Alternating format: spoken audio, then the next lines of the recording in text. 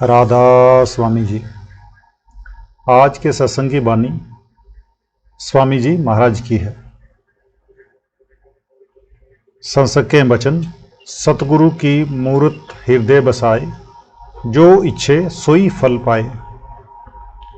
ये जो ऋषि मुनियों ने मूर्तियां बनाई हैं और ठाकुर द्वारों, मंदिरों आदि में रखी हुई हैं, ये सिर्फ ध्यान के लिए ही हैं, वरना पत्थर तो कुछ बोलने वाले हैं नहीं।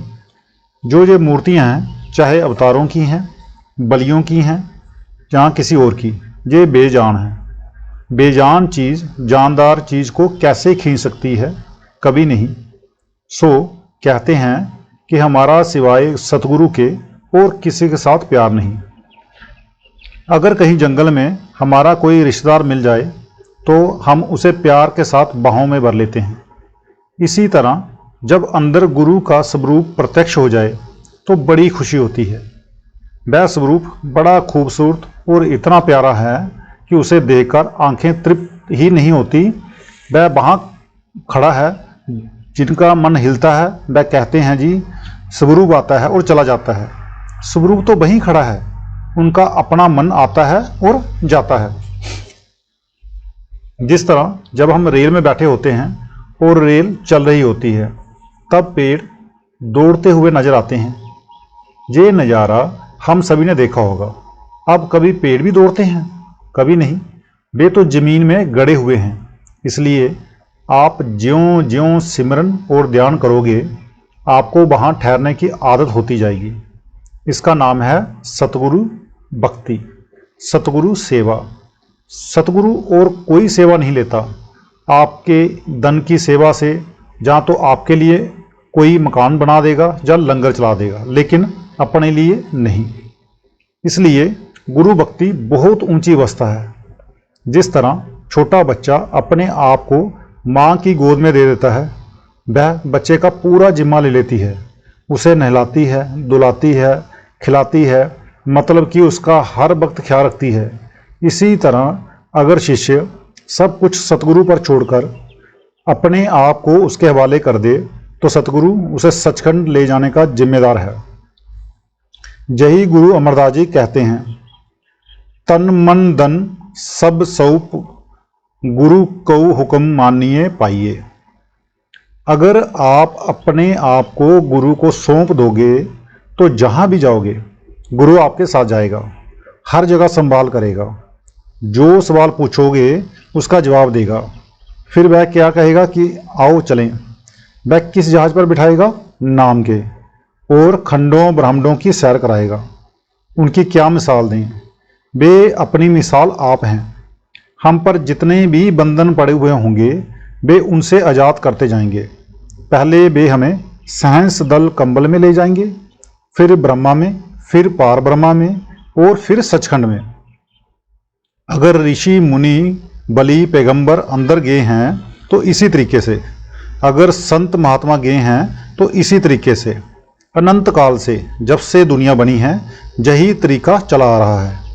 ये किसी का बनाया हुआ नहीं बल्कि कुल मालिक का बनाया हुआ है।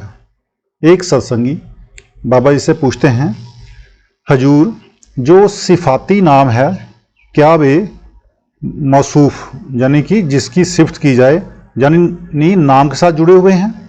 महाराज जी जवाब देते हैं, नहीं, बल्कि जब तक मौसूफ यानी कि नामी ना मिले सिफाती नाम काफ़ी नहीं। जब जाति नाम मिल गया तो सिफ्त या गुण साथ ही आगे।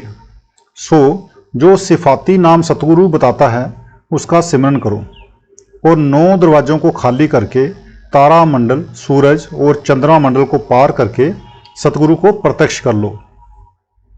द्रोणाचार्य पांडवों का गुरु था। वह उन्हें तीरंदाजी की शिक्षा दे रहा था कि एक बील का लड़का आया। देखकर उसको भी शौक पैदा हुआ। उसने प्रार्थना की कि मुझे भी तीरंदाजी सिखाओ।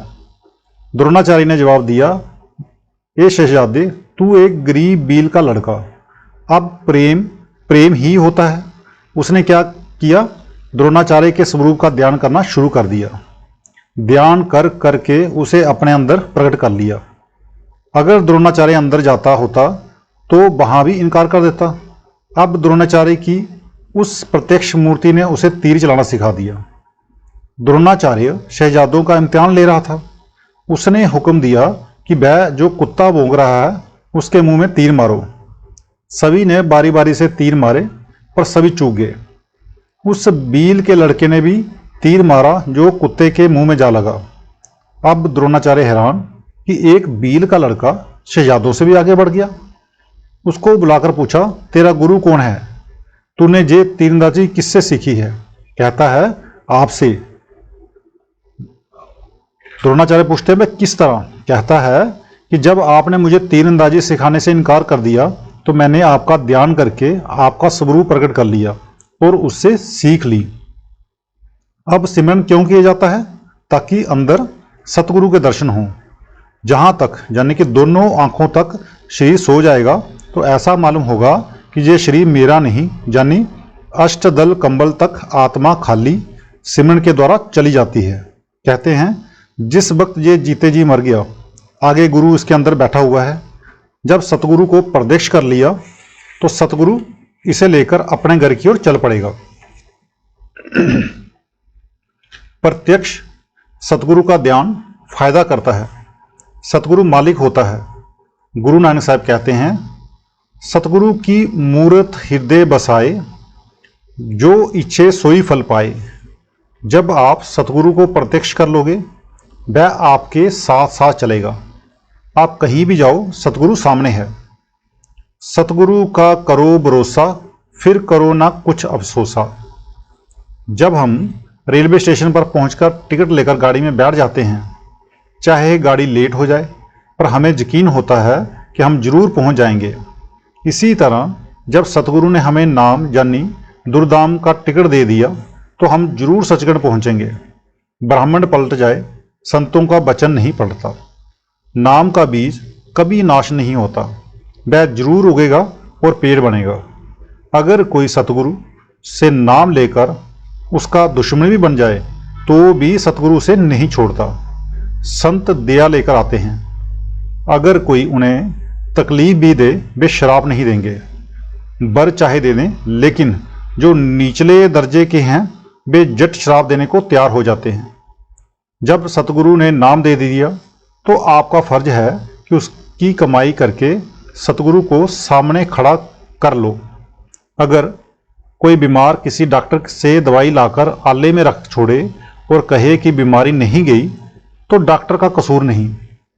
इसी तरह अगर हम सतगुरु से नाम लेकर रख छोड़ें तो उसका कुछ भी फायदा नहीं। अगर कमाई करें तो जरूर फायदा होगा। फिर भी जिन्होंने नाम लेकर रख छोड़ा है, सतगुरु उन्हें एक जन्म और देगा। अगर फिर भी भजन नहीं करेंगे तो एक और जन्म। आखिर सतगुरु को लेकर ही जाना है। नाम वाला मनुष्य जन्म से नीचे नहीं गिरता और ना ही सतगुरु से छोड़ता है। जिस तरह जब रेल विभाग ने हमें टिकट देकर गाड़ी में बिठा दिया तो पहुंचाना उनका फर्ज हो गया, इसी तरह जब सतगुरु ने नाम दे दिया तो वह सचखंड पहुंचाएगा ही। सतगुरु तो हर वक्त हमारे साथ है, मगर हमें यकीन तब आता है जब हम अंदर जाकर देखें। अंदर जाकर सतगुरु की हस्ती, सतगुरु की कदर, कीमत मालूम होती है। इससे पहले तो अगर किसी ने ये कह दिया कि ये सिलसिला ठीक नहीं, पखंड है, तो यकीन उठ गया। अगर किसी ने कह दिया कि ये सिलसिला ठीक है, महात्मा पूरे हैं, तो विश्वास बंध गया। अगर अंदर प्रत्यक्ष कर लिया तो पक्का यकीन हो जाएगा। जिस तरह अगर आपके सामने एक भैंस बंधी हो, चाहे लाख आदमी कहें कि ये घोड़ा है, आप नहीं मान सकते। इसी तरह अगर सतगुरु अंदर प्रत्यक्ष हो जाए, तब अगर सारी दुनिया एक तरफ हो जाए और सतगुरु को बुरा भला कहे, आप नहीं मानेंगे।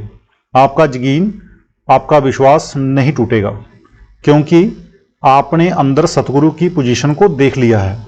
इसलिए संत कहते हैं कि जब आपने अपने आप को सतगुरु के हवाले कर दिया, फिर आपको कोई अफसोस नहीं, कोई दुख नहीं। आज का सत्संग इतना ही। मिलते हैं कल के सत्संग में। राधा स्वामी जी।